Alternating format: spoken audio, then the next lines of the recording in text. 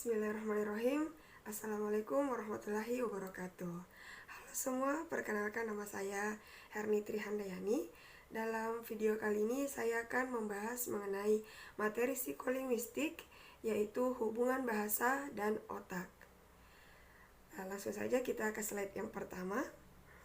Nah, di sini adalah bahasa merupakan salah satu dasar fundamental dalam intelijensia manusia yang sangat penting dalam budaya manusia. Ada sekitar 5.000 bahasa dan dialek yang ada di seluruh dunia.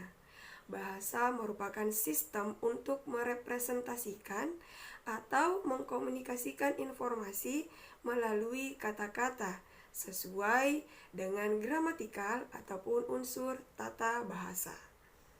Selanjutnya, bahasa dapat diekspresikan melalui gesture tubuh, melalui bahasa tulisan, dan juga melalui perkataan lisan. Nah, bahasa ini muncul dari otak kita, yaitu dari sistem auditoris maupun sistem visual, yang kemudian menyampaikannya dengan sesuatu melalui berbicara maupun menulis tulisan dengan sistem motorik kita. Berbicara juga merupakan bentuk komunikasi yang dihasilkan dari suara manusia. Pada pembahasan kali ini terdapat 4 pokok bahasan yang akan saya bahas. Yang pertama yaitu bagian otak. Bagian otak ini terdiri dari 3 bagian, yaitu otak besar, otak kecil, dan batang otak. Selanjutnya bagian yang kedua yaitu area pemrosesan bahasa, di mana pada pembahasan kali ini terdapat 2 pokok bahasan, yaitu menurut para ahli dan juga bagaimana bagian otak itu mengatur pemrosesan bahasa. Selanjutnya bagian ketiga atau poin yang ketiga yaitu aspek komunikasi, di mana aspek komunikasi ini terdapat 2 aspek, yaitu aspek sensoris dan aspek motoris. Nah, yang keempat yaitu hubungan bahasa dengan otak, antara lain yaitu fungsi otak kanan manusia dan fungsi otak kiri manusia. Baik, langsung saja kita ke bagian otak.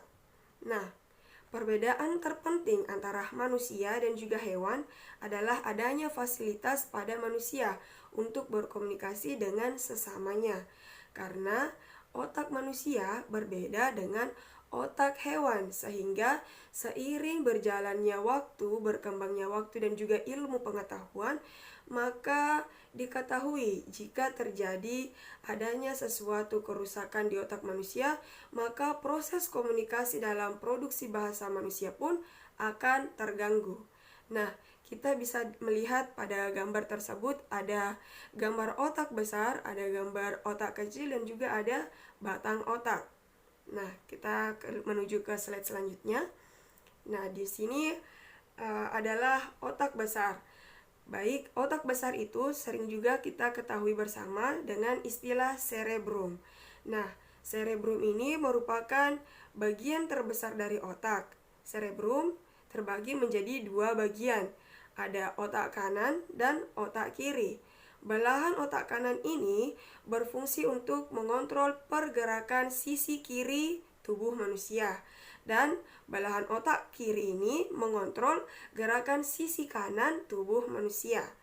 Selanjutnya, otak besar memiliki 4 bagian lagi.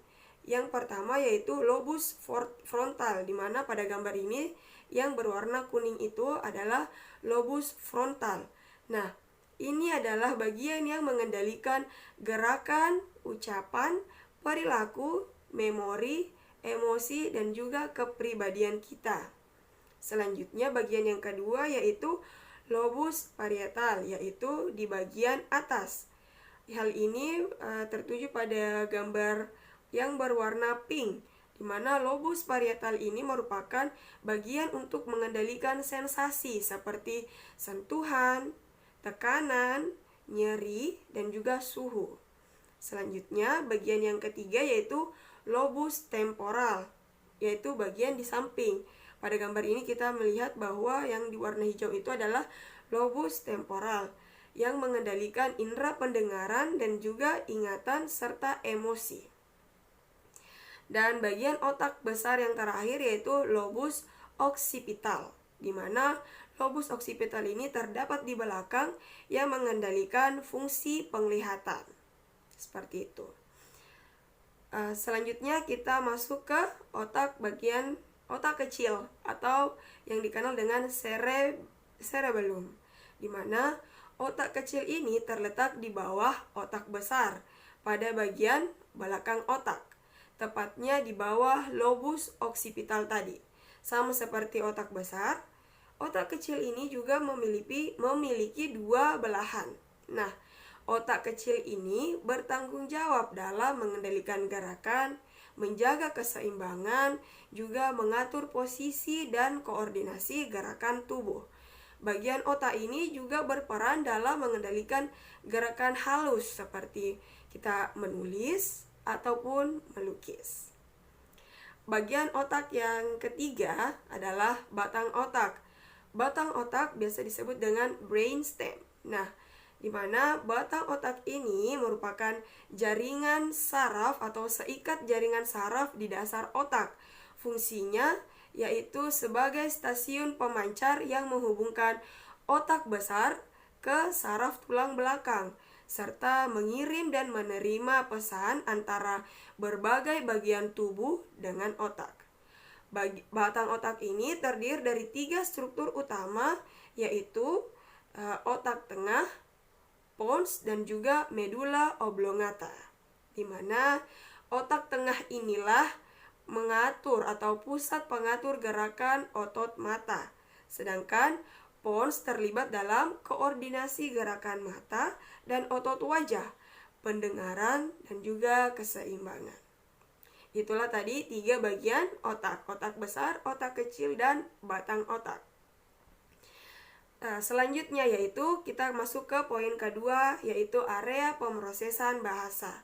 Nah, sebelum kita masuk ke bagian otak yang mengatur area pemrosesan bahasa, perlu kita ketahui bersama bahwa ada istilah dari bagian otak itu adalah Broca dan Wernicke, di mana Broca ini penemunya atau para ahlinya itu adalah Paul Broca, di mana Paul Broca merupakan seorang dokter bedah dan antropolog fisik yang terkenal melalui penelitian-penelitian tentang otak yang berasal dari Prancis pada tahun 1861.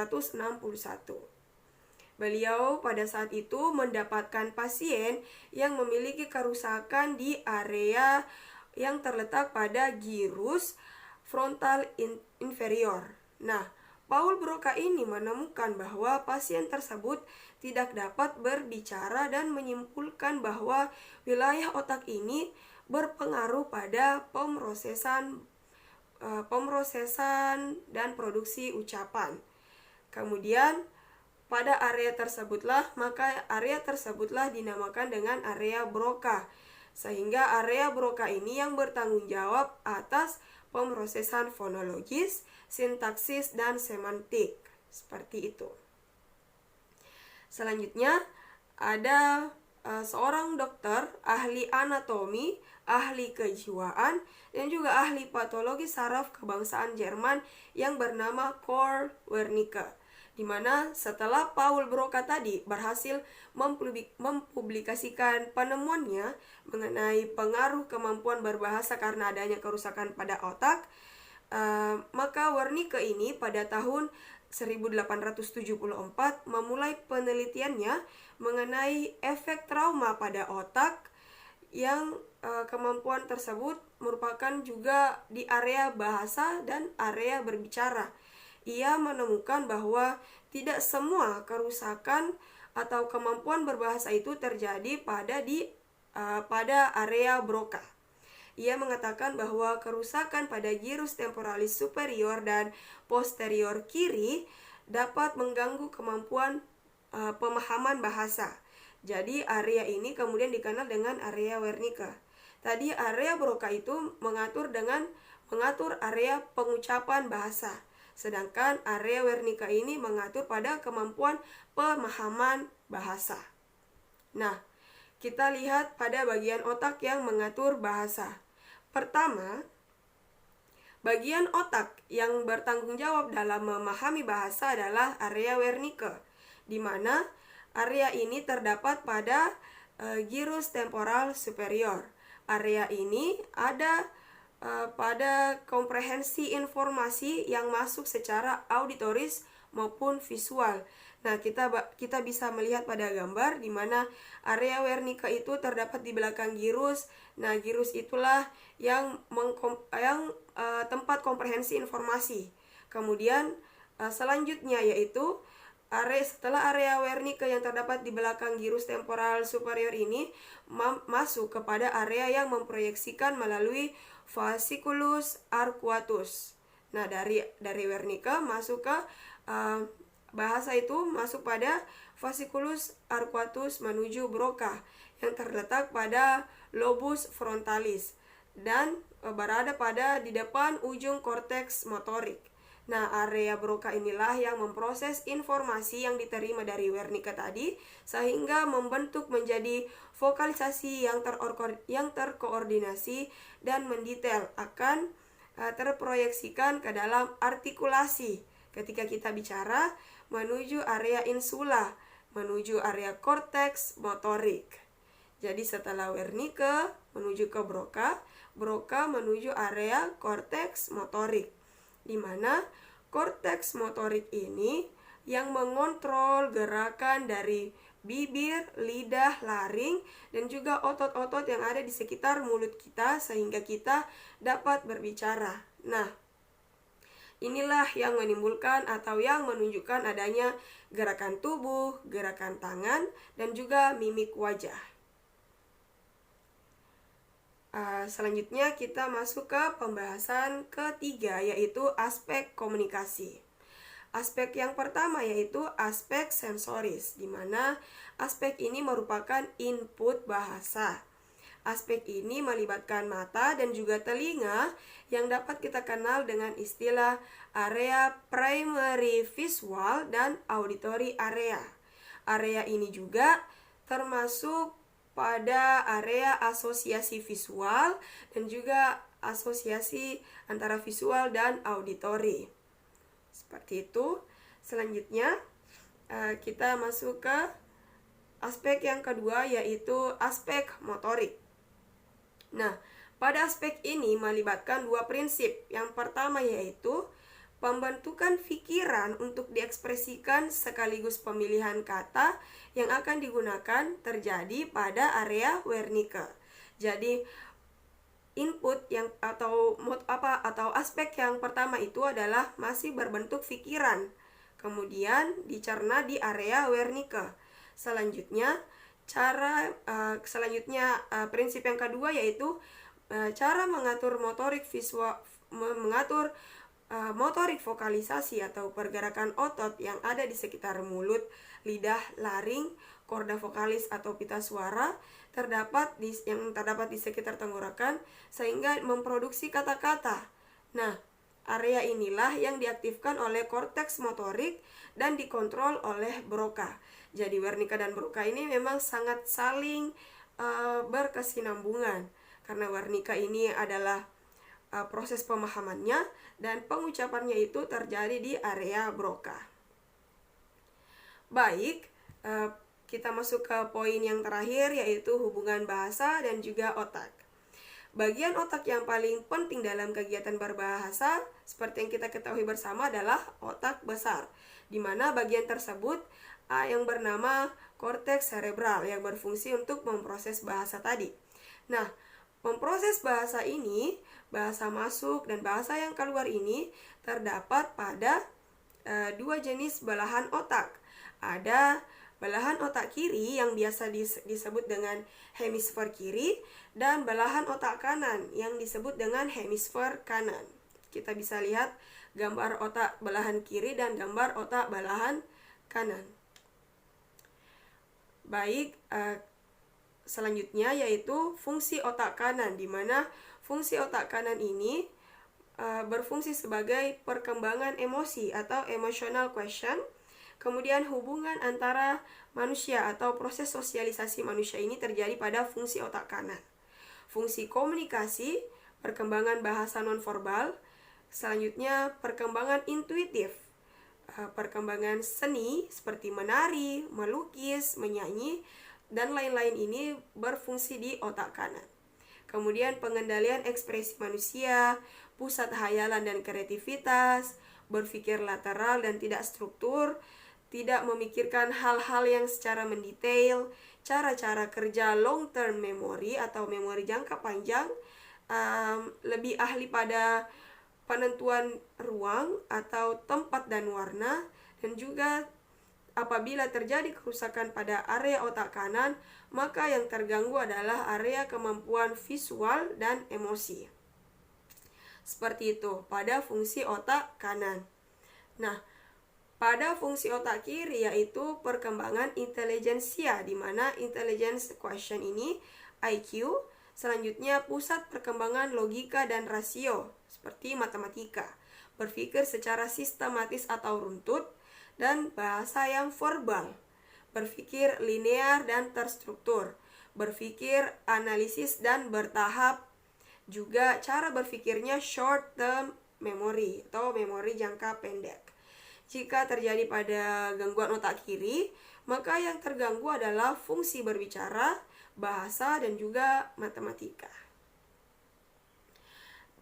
Selanjutnya yaitu adapun bagian yang penting lainnya yang bertugas untuk mengkoordinasikan antara otak kiri dan juga otak kanan itu adalah corpus callosum, di mana strukturnya ini merupakan seperti tulang rawan yang berperan untuk menyampaikan informasi di antara kedua hemisfer atau di antara kedua belahan otak ini.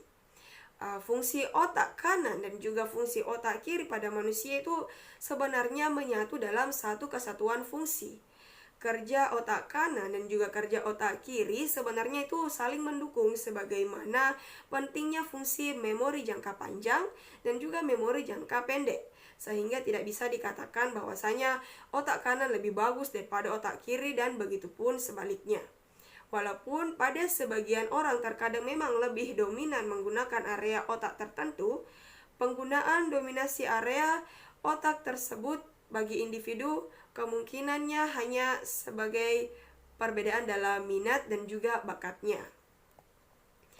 Baik, pada kesimpulannya,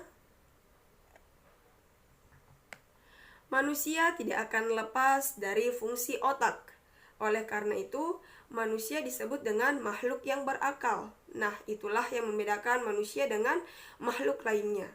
Apapun yang kita lakukan, yang kita katakan itu telah diatur dan diproses di dalam otak, sehingga hal ini berkaitan dengan bahasa. Karena suatu bahasa yang masuk maupun keluar dari manusia itu tidak lepas dari fungsi otak. Baik, itulah yang sempat saya sampaikan. Semoga bermanfaat bagi kita semua. Mohon maaf apabila ada kekurangan terhadap dari penjelasan saya. Wabillahi taufiq wal hidayah. Wassalamualaikum warahmatullahi wabarakatuh.